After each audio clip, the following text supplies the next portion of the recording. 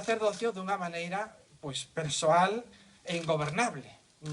para o bispo Ilundain e logo para o bispo de Madrid, porque Basílio Álvarez era ingobernable incluso para sí mesmo. Un dos dous, desgraciadamente, xa están entre nós, e esas homenaxes, ese centenario, tivo un papel fundamental as chamadas sociedades agrarias de Ourense, que daquela estaban finiquitando o proceso de legalización, ca aprobación dos seus estatutos, que pedían ao goberno que 400 millóns de pesetas daquela do 77 se repartiran xustamente entre os produtores de leite galegos e, por suposto, aquí na parroquia, en Beiro, pois se descubriu esa placa que temos aí tamén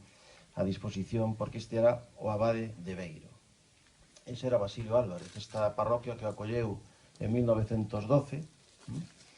e esas veciñas e veciños que no ano 91 erixiron, sufragados por eles, pagados por eles ese busto que tamén está aí